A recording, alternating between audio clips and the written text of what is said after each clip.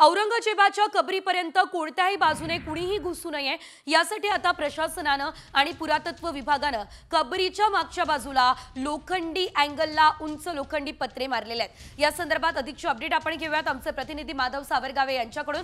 माधव, आपण पाहतोय लोखंडी पत्रे लावलेले आहेत, सुरक्षा वाढवली आहे, नेमकं काय? गेल्या आठवडाभरापासून राज्यामध्ये औरंगजेबाच्या कबरीवरून जोरात वाद सुरू आहे आणि अशा स्थितीमध्ये खुलताबाद परिसरात मोठी सुरक्षा वाढवण्यात आलेली आहे। सगळ्यात महत्त्वाचं म्हणजे जिथे औरंगजेबाची कबर आहे त्या ठिकाणी पोलिसांची मोठी कुमक तैनात करण्यात आलेली आहे आणि तरीही कुणीतरी येऊन अनुचित प्रकार घडू शकतो अशी शक्यता नाकारता येत नाही, म्हणून जिल्हा प्रशासन आणि पुरातत्व विभागाने अधिक खबरदारी घेतलेली आहे। आणि त्या खबरदारीमध्ये धक्कादायक म्हणजे कॉमस्कोर नुसार आता isakal.com आहे देशातील नंबर 1 ची मराठी न्यूज वेबसाईट। प्रत्येक अपडेटसाठी isakal.com ला नक्की भेट द्या। जिथे ती औरंगजेबाची कबर आहे त्याच्या मागची बाजू भिंत आहे, त्या भिंतीला अनेक दिवसांपासून अनेक वर्षांपासून लोखंडी रॉड आहेत, अँगल आहेत आणि त्याला हिरवा पडदा लावलेला होता। मात्र आता तो पूर्ण काढण्यात आलेला आहे आणि उंचून जवळपास 15 ते 20 फुटाची मोठी पत्र तिथे लावण्यात आलेली आहे।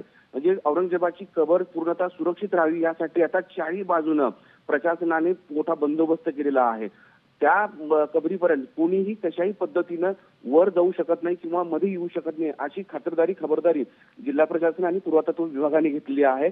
साम टीव्हीकडे याची फोटो आले, कारण रात्री उशिरा ही सगळी तयारी पुरातत्व विभागाने आणि प्रशासनाने केलेली आहे।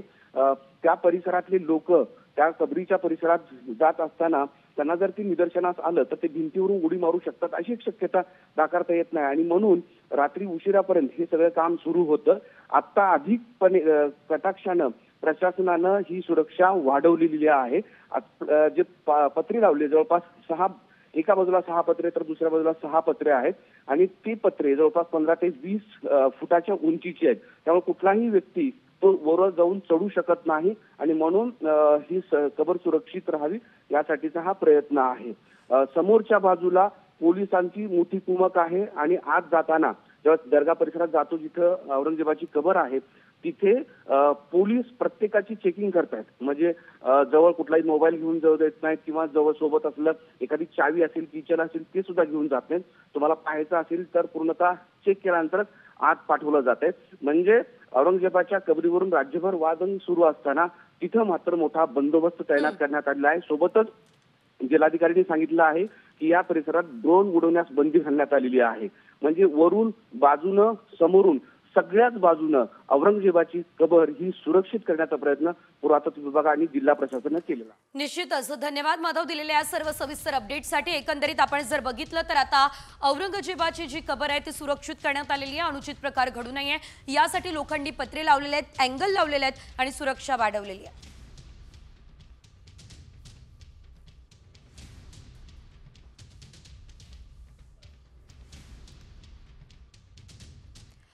संपूर्ण राज्यभरात अतिशय गाजलेला मुद्दा होता दिशा सालियानच्या मृत्यूचा आणि आता दिशा सालियान मृत्यू प्रकरणी एक्सक्लुझिव्ह बातमी तुम्ही साम टीव्हीवर पाहणार आहात। दिशाच्या मृत्यू प्रकरणी नव्यानं चौकशी करा, दिशावर सामूहिक बलात्कार झालाय आणि त्यानंतर तिची हत्या झाली आहे। हा आरोप तिच्या वडिलांनी याचिकेच्या माध्यमातून केला असल्याचं बघायला मिळतंय। दिशाच्या वडिलांनी मुंबई हायकोर्टामध्ये याचिका दाखल केली आहे। यामध्ये मुंबई पोलीस आणि माजी महापौर किशोरी पेडणेकर यांनी दिशाभूल करून दबाव टाकल्याचा आरोप करण्यात आलाय। याचिकेत आदित्य ठाकरे, सूरज पांचोली, दिनो मोरिया यांच्यासह मुंबई पोलिसांवर गंभीर आरोप आहेत। आपल्याला नजरकैदेत ठेवत मांडलेले पुरावे खरे मांडण्यास भाग पाडल्याचा आरोप आहे। त्यामुळे आता पेडणेकरांसह आदित्य ठाकरेंच्या अडचणींमध्ये वाढ होण्याची शक्यता आहे। तर दिशा सालियानच्या वडिलांनी नेमकं याचिकेमध्ये काय म्हटलंय बघूयात। 8 जून 2020 रोजी दिशा सालियानच्या मालाडच्या घरी पार्टी होती। आदित्य ठाकरे, सूरज पांचोली, दिनो मोरिया यांची अनपेक्षित एंट्री या ठिकाणी झाली। दिशा सालियानवर सामूहिक बलात्कार त्या ठिकाणी करण्यात आला। प्रकरण दाबण्यासाठी तिचा खून करून आत्महत्या दाखवली। पोस्टमॉर्टम रिपोर्टमधून शरीरावरील जखमांचा उल्लेखही वगळला। फॉरेन्सिक पुरावे नष्ट करण्यासाठी दिशावर घाईघाईमध्ये अंत्यसंस्कार केले। प्रकरण दाबण्यासाठी आदित्य ठाकरेंचे वरिष्ठ पोलीस अधिकाऱ्यांना अनेकदा फोन गेले. तर दिशाच्या वडिलांनी अतिशय गंभीर स्वरूपाचे आरोप जे आहेत ते आता केले असल्याचं आपण बघू शकतोय.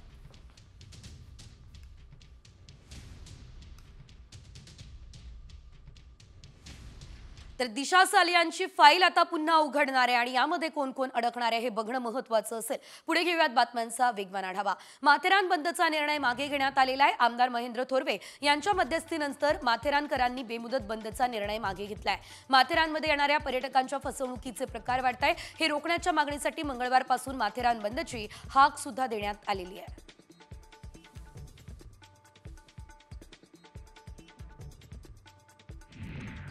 तिकिटांच्या प्रतीक्षा यादीतून आता नागरिकांची सुटका होणार आहे. सर्वांना कन्फर्म तिकीट मिळेल, कारण जितक्या सीट्स तितकीच तिकीटं विकणार, ही माहिती रेल्वे मंत्री अश्विनी वैष्णव यांनी संसदेत दिली आहे.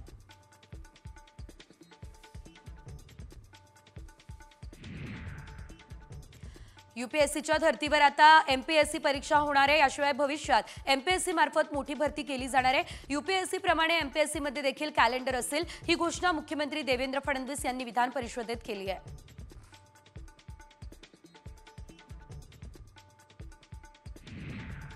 डोंबिवलीमधील 65 बेकायदा इमारतींप्रकरणी कारवाईला वेग आलाय. खोटे कागदपत्र तयार करणाऱ्यांचा जामीन अर्ज न्यायालयानं फेटाळला. ही माहिती ठाकरे गटाचे जिल्हा प्रमुख दीपेश म्हात्रेंनी दिली आहे. याबाबत म्हात्रेंनी डीसीपी पराग मनेरे यांची भेट घेतली. शालीन भगत हा प्यादा आहे आणि त्याच्या मागचा प्रमुख आरोपीला अटक व्हायला हवी, ही मागणी केल्याचं कळत आहे.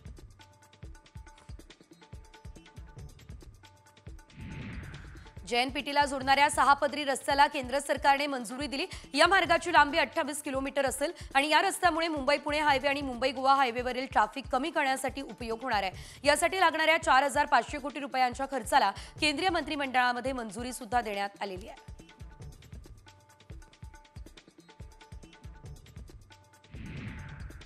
डोंबिवलीच्या मोठागाव गणेश घाटावर जेट्टीच्या कामाचं भूमिपूजन झालंय. या कामासाठी 22 कोटींचा निधी मंजूर झालाय. तर या मार्गाने रोरो बोटने यावेळेस वाहनांना ठाणे, नवी मुंबई आणि वसई विरार गाठणं शक्य आहे. यावेळेस दीपेश म्हात्रेंनी मुख्यमंत्री फडणवीसांचे आभार मानले.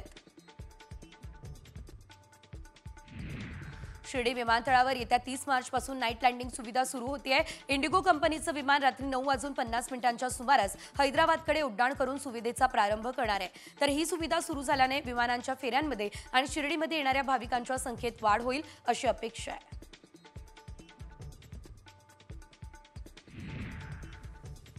अयोध्येतील श्रीराम जन्मभूमी ट्रस्टने गेल्या 5 वर्षांमध्ये 400 कोटींचा कर भरला. ट्रस्टचे महामंत्री चंपत राय यांनी ही माहिती दिली. दरम्यान 5 वर्षांमध्ये मंदिर निर्मितीवर 2150 कोटी रुपये खर्च झाले आहे. हा सर्व निधी ट्रस्टला समाजाकडून मिळाला आहे.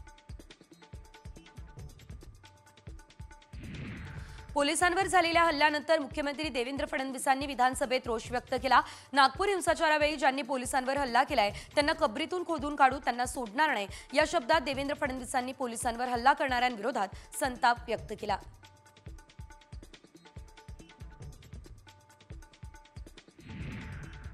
नागपूर दंगलीचा मास्टरमाइंड असलेल्या फहीम खानला बेड्या ठोकण्यात आल्या. त्याला 21 मार्चपर्यंत पोलीस कोठडी सुद्धा सुनावण्यात आली असल्याचं एकंदरीत बघायला मिळतंय.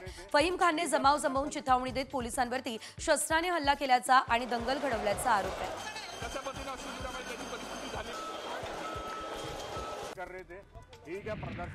RSSने विश्व हिंदू परिषदेचे कान टोचले. औरंगजेबाचा मुद्दा सध्या संयुक्तिक नाही, कोणत्याही हिंसेचं समर्थन करत नाही असं RSSने म्हटलंय.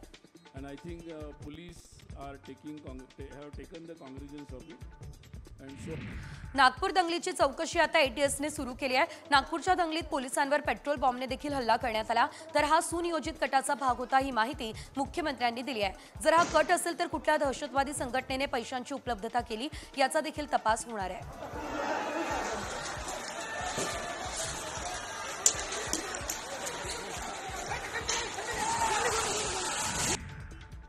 नागपूरमध्ये राड्याआधी औरंगजेबाच्या समर्थनार्थ जोरदार घोषणाबाजी झाली आहे. हा आरोप गणेशपेठ पोलीस ठाण्याबाहेर घोषणाबाजी झाल्याचा होतोय. घोषणाबाजीचा हा व्हिडिओ व्हायरल झालेला आहे. हिंदू संघटनांच्या आंदोलनाची तक्रार देण्यासाठी गेले असताना ही घोषणाबाजी झाली असल्याचं कळत आहे. मात्र साम टीव्ही या व्हिडिओची पुष्टी करत नाही.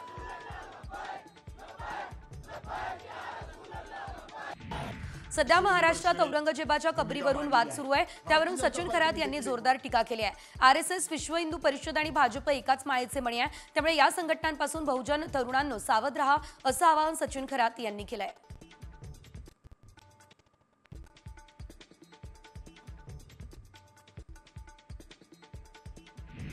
नागपूरमध्ये विश्व हिंदू परिषद आणि बजरंग दलाचे पदाधिकाऱ्यांनी छत्रपती शिवाजी महाराज चौकात औरंगाबादचे कबर हटवण्यात यावी या मागणीसाठी आंदोलन केलं। यात गणेशपेठ पोलीस ठाण्यामध्ये आंदोलन करताना औरंगजेबाचा प्रतिकात्मक कबर जी आहे ती जाळण्यात आलेली आहे। या प्रकरणी अमोल ठाकरे यांच्यासह 7 लोकांना अटक करत जिल्हा सत्र न्यायालयामध्ये पाठवण्यात आले आहे।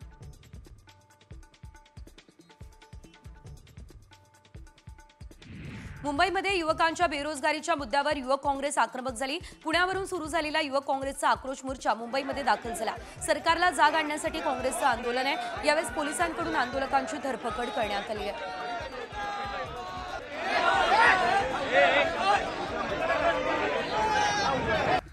पुण्यात महिला कारागृह पोलीस भरती दरम्यान गोंधळ झालाय। लोखंडी गेटचा दरवाजा मोडून मुलींनी आत घुसण्याचा प्रयत्न केलाय। भरती प्रक्रियेदरम्यान कोणताही गोंधळ झालेला नाही, ही माहिती पोलीस उपायुक्त संदीप भाजी भाकरे यांनी दिली आहे। मुलींचा पाय बिलकुल लटकला असेल। विद्यार्थी येतील आतमध्ये। नाशिकमधल्या मुजोर रिक्षा चालकाची बातमी साम टीव्हीने दाखवली। पोलीस ऍक्शन मोडवर आले आहे। पोलिसांनी गेल्या 5 दिवसांमध्ये शहरातल्या 1200 बेशिस्त आणि अनधिकृत रिक्षा चालकांवर कारवाई सुद्धा केली आहे। मुजोर रिक्षा चालकांवरील धडक कारवाई पुढे देखील सुरू राहणार असं पोलीस आयुक्तांनी साम टीव्हीला सांगितलंय।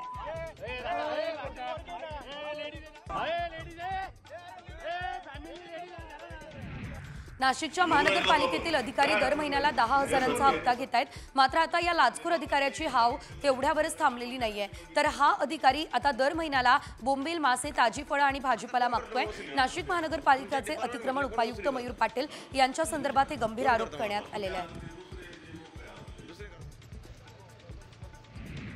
मुंबईच्या केएम रुग्णालयाबाहेर ठाकरे गटाकडून आंदोलन करण्यात आलं। इंग्रजी बोर्ड काढले नसल्यानं ठाकरे गट आक्रमक झालाय। रुग्णालयाच्या गेटला शिवसैनिकांनी काळं फासलं आणि आंदोलन केलंय। मराठीचा अपमान केल्याचा आरोप ठाकरे गटाच्या कार्यकर्त्यांनी यावेळेस केलाय।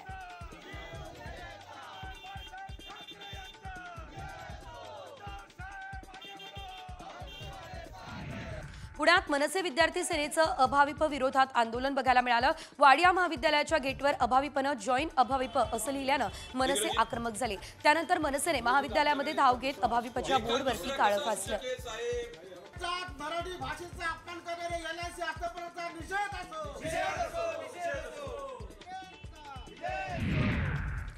हिंगोली जिल्ह्यामध्ये भाऊ राठोड नावाचा वाळू माफिया रील्स तयार करून दहशत निर्माण करण्याचा प्रयत्न करत होता। एका पोलीस अधिकाऱ्यासोबत भाऊ राठोडचा व्हिडिओ व्हायरल झाला। या प्रकरणी आम्हाला आपला या संदर्भात काही संबंध नाही हे स्पष्टीकरण पोलीस अधिकाऱ्यांनी दिलं।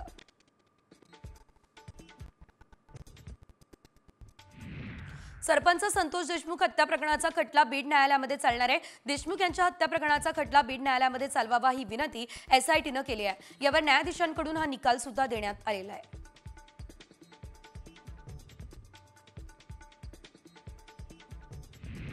सरपंच संतोष देशमुख हत्या प्रकरणी 3 वॉचमनने जबाब साम टीव्हीच्या हाती लागलेले आहेत। तर 3 जण आवादा एनर्जी प्रकल्पावर वॉचमन म्हणून कार्यरत होते। त्यांनी देशमुख हत्या प्रकरणात जबाब दिलेला आहे। सुदर्शन घुलेने सरपंच देशमुख तुला बघून घेऊ, जिवंत सोडणार नाही ही धमकी दिली असं देखील समोर येत आहे।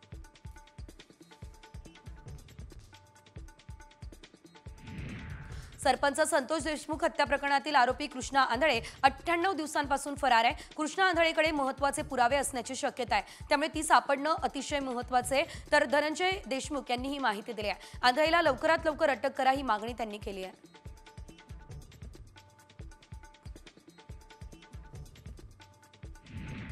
धनंजय देशमुख यांचा साडू दादा खिंडलकरचा पाय आणखी खोलात गेलाय। तरुणाला मारहाण प्रकरणी न्यायालयानं खिंडलकरची पुन्हा 2 दिवसांची पोलीस कोठडी त्याला सुनावली आहे। खिंडकरला आता 21 मार्चपर्यंत पोलीस कोठडी सुनावण्यात आलेली आहे।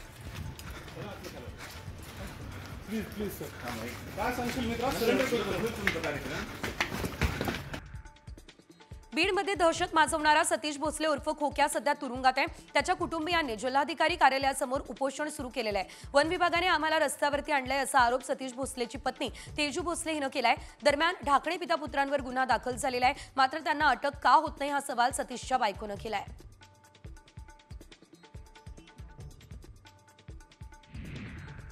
बीडच्या आष्टी तालुक्यातील विकास बनसोडे हत्या प्रकरणाचा शवविच्छेदन अहवाल प्राप्त झालेला आहे। अतिमारहाणीमुळे अंतर्गत रक्तस्राव आणि शॉकमध्ये जाऊन विकासचा मृत्यू झालाय। या प्रकरणी आतापर्यंत 8 जणांना अटक झालेली आहे, 2 जण मात्र फरार आहे।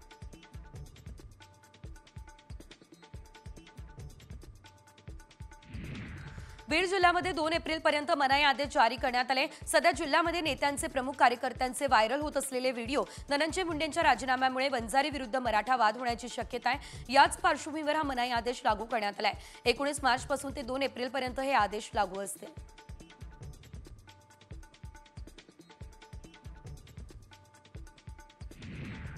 मुख्यमंत्री देवेंद्र फडणवीसांनी नितेश राणेंचे कान टोचले। मंत्र्यांनी बोलताना संयम बाळगायला हवा, मंत्र्यांनी राजधर्माचं पालन करायला हवं, संविधानाची घेतलेली शपथ विसरायला नको असं फडणवीसांनी सुनावलं।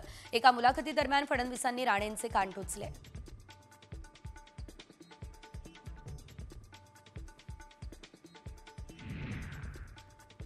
भाजपमध्ये सक्रिय राजकारणासाठी 75 वर्षांची अट मोदींनीच घातली असली तरी मोदींसाठी ती भाजपला मान्य होईल असं वाटत नाही, असं मुख्यमंत्री देवेंद्र फडणवीस यांनी एका मुलाखतीत सांगितलं। त्यामुळे 2029 मध्ये नरेंद्र मोदीच पंतप्रधान पदाचे उमेदवार असतील असंही फडणवीसांनी नमूद केलं।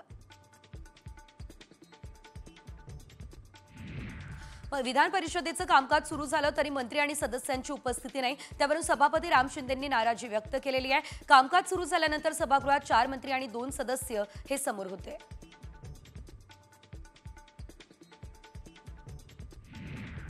राज्याचं अर्थसंकल्पीय अधिवेशन सुरू झालंय, मात्र अधिवेशनामध्ये मंत्री उपस्थित नसल्यानं काँग्रेसचे नेते नाना पटोले आक्रमक झाले। यावर भाजप आमदार सुधीर मुनगंटीवारांनी नाराजी व्यक्त केली। मंत्री उपस्थित राहणार नसतील तर सचिवांनी उत्तर देण्याचा निर्णय घ्यावा असं मुनगंटीवार यांनी सांगितलं। मुख्यमंत्री आणि गृहमंत्री देवेंद्र फडणवीसांनी आज विधानसभेत राज्यातील कायदा आणि सुव्यवस्थेवर निवेदन दिलं।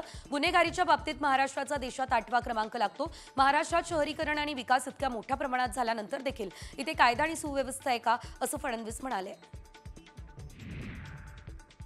महिला सुरक्षेच्या मुद्द्यावरून काँग्रेसचे नेते विजय वडेट्टीवारांचा सरकारवर हल्लाबोल बघायला मिळाला। राज्यात महिला सुरक्षा राम भरोसे आहे, महिला गायब होत आहे, निर्भया फंडाचं काय, महिलांना दिलेल्या वचनाचा अजितदादांना विसर पडलाय असं म्हणत विजय वडेट्टीवारांनी सरकारवर हल्लाबोल केला।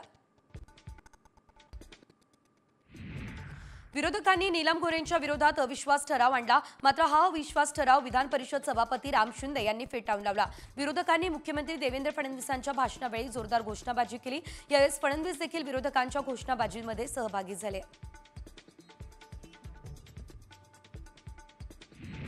राष्ट्रवादीचे आमदार अमोल मिटकरींनी मंत्री नितेश राणे यांना डिवचलं। मुख्यमंत्र्यांनी नितेश राणेंचे दोन्ही कान टोचले। लाडके म्हणून काहीही बोलण्याची सूट नाही असं म्हणत अमोल मिटकरींनी नितेश राणे यांना टोला लगावला।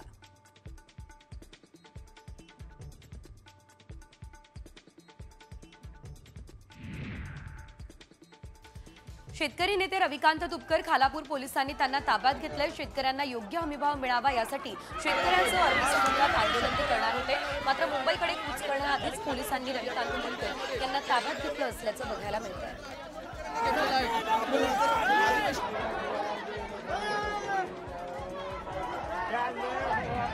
दरम्यान रविकांत तुपकर आणि शेतकऱ्यांना अटक केल्यानंतर काही तुपकर समर्थकांनी मुंबई पोलिसांनी नजर चुकवत अरबी समुद्रात बोटीत बसून आंदोलन केलंय। समर्थकांनी सातबारा याशिवाय सोयाबीन आणि कापूस अरबी समुद्रात टाकत शेतकरी कर्जमुक्त होणार अशी घोषणाबाजी केलेली आहे।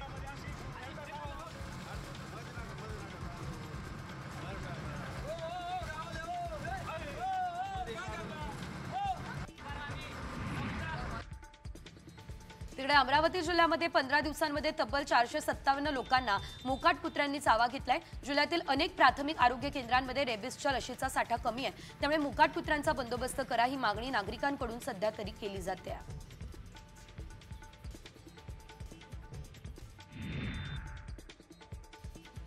पैसे दे म्हणत दुकानात शिरून अल्पवयीन मुलांनी एका व्यापाऱ्यावर कोयत्यानं वार केलाय। ही घटना जालना शहरातल्या कळबी मंडी या भागामध्ये घडल्या। या प्रकरणी आरोपी विरोधात जालना शहरातल्या सदर बाजार पोलीस ठाण्यामध्ये गुन्हा सुद्धा दाखल करण्यात आलेला आहे।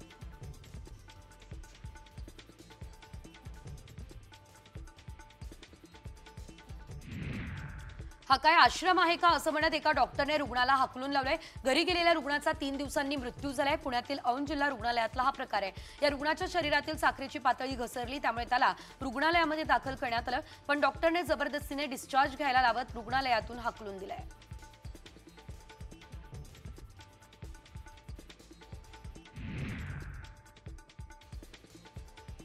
ठाणे शहरातला कचरा गेल्या 10 दिवसांपासून उचलला गेलेला नाहीये, त्यामुळे नागरिक हैराण झाले आहे। याचाच निषेध करण्यासाठी शरद पवार गटाच्या वतीने 5 पखाडी या ठिकाणी पालिकेसमोर कचरा टाकून निषेध करण्यात आलाय।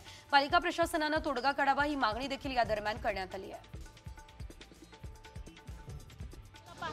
ठाणे महापालिका आयुक्त आणि प्रशासनाला धाराशिवच्या परंड्यात सीना कोळेगाव धरणातून आता साकत प्रकल्पामध्ये सोडलेलं पाणी बंद करण्यासाठी रास्ता रोको आंदोलन करण्यात आलं। साकत तलावात सोडलेलं पाणी हे नियमबाह्य सोडल्याचा आरोप शेतकऱ्यांनी केला। प्रशासनानं मागणी पूर्ण केल्यानं आंदोलन सुद्धा मागे घेण्यात आलं।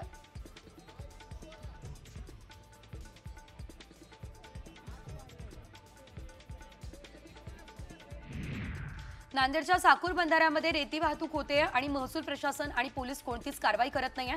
वाहतूक करणाऱ्यांकडे कोणत्याही प्रकारच्या पावत्या नसताना देखील हे रेती चोर रात्रंदिवस चोरट्या मार्गाने रेती विकताय, त्यामुळे प्रशासनानं याकडे दुर्लक्ष न करता कारवाई करावी ही मागणी नागरिकांनी केली असल्याचं बघायला मिळतंय।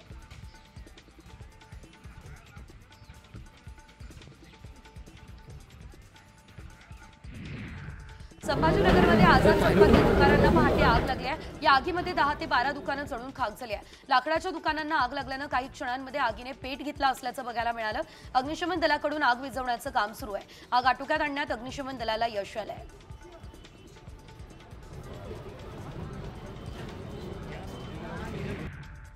नंदुरबार जिल्ह्यातील सातपुडा पर्वत रांगेतील जंगलांना भीषण आग लागली असल्याचं आपल्याला बघायला मिळते। एकूण 15 ते 20 किलोमीटर पर्यंत ही आग लागली असल्याचं कळतंय। गेल्या 3 दिवसांपासून डोंगरांवरती आग भडकत असल्याची देखील माहिती मिळते।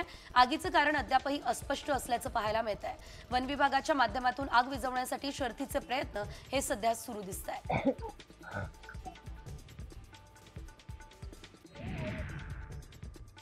भिवंडी तालुक्यात घरात कंपाऊंड परिसरातील कापडी चिंध्यांच्या गोदामाला आग लागली असल्याचं दिसतंय। या आगीमध्ये 2 कापडी चिंध्यांचे गोदाम जळून खाक झालेले आहेत। दरम्यान अग्निशमन दलाकडून आग विझवण्याचे शर्थीचे प्रयत्न होत आहेत। सुदैवाने या आगीमध्ये कोणती जीवितहानी झालेली नाही।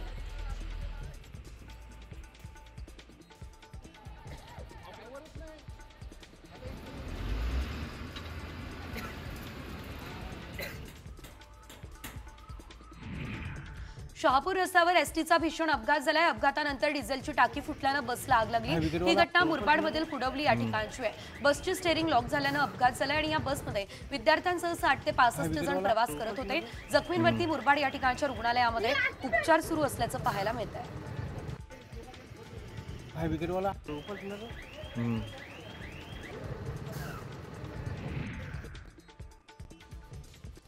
हिंगोलीमध्ये वाळू तस्करांनी महसूल प्रशासनाच्या तलाठ्यावरती प्राणघातक हल्ला केला। या हल्ल्यात तलाठी गंभीर जखमी झालाय। मालेगाव राज्यमार्गावरती वाळूने भरलेल्या टिप्परसह चालकाला पकडलं, मात्र अचानक वाळू तस्करांनी महसूल कर्मचाऱ्यावर हल्ला करत मारहाण केली आहे।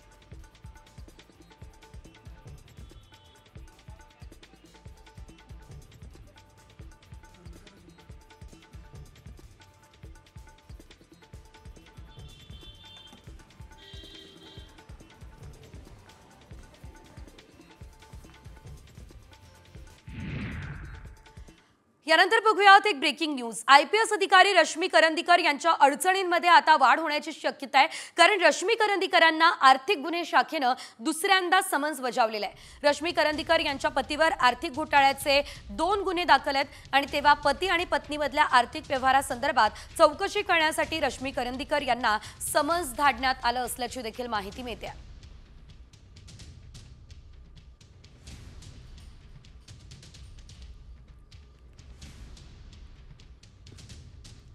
यानंतरची बातमी थेट पंढरपूरमधून आहे। पंढरपूरमध्ये भरधाव रिक्षाने दुचाकी स्वाराला उडवलंय। या थरारक अपघाताचा सीसीटीव्ही समोर आलाय। दुचाकी स्वार राजकुमार दानोळे यामध्ये गंभीररित्या जखमी झाला असल्याचं देखील कळतंय। यामध्ये आपण जर बघितलं, पंढरपूर पोलिसांनी या प्रकरणी अज्ञात रिक्षा चालकाविरोधात गुन्हा सुद्धा दाखल केला असल्याचं बघायला मिळतंय।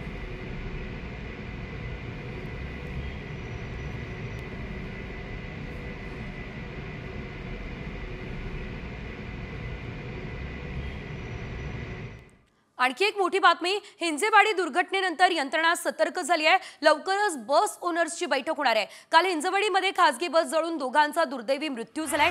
यामुळे खासगी बसच्या सुरक्षिततेचा मुद्दा पुन्हा एकदा ऐरणीवर आलेला आहे। पूर्ण RTO कडून सर्व बस ओनर सोबत लवकरच बैठक घेतली जाणार अशी देखील माहिती मिळते आहे। पुण्यातून दररोज किमान 1000 खासगी बसेसची ये-जा होते। वाहनांची फिटनेस तपासणी, इन्शुरन्स अशा अत्यावश्यक गोष्टींची पूर्तता करूनच गाडी मार्गावर सोडणं आवश्यक असतं। उन्हाळ्यात आगीच्या घटना कशा रोखता येतील या संदर्भात सुद्धा आता बैठकीमध्ये चर्चा होणार असल्याचं कळतंय। बस मालकांसोबत या संदर्भात बैठक केली जाणार आहे। प्रशासन अलर्ट झालेलं आहे आणि बैठक जी आहे ती आता घेतली जाणार आहे। हिंजवडीमध्ये टेम्पोला भीषण आग लागलेली होती आणि त्यानंतर खरं तर प्रशासन ॲक्टिव्ह मोडवर आलं असल्याचं दिसतंय आणि त्यामुळे बैठकांचा सिलसिला आता सुरू होणार असला तरी देखील उन्हाळ्यामध्ये आगीच्या घटना मोठ्या प्रमाणात घडतात। या घटना रोखण्यासाठी काय पावलं उचलली जातात हे बघणं देखील महत्त्वाचं असणार आहे।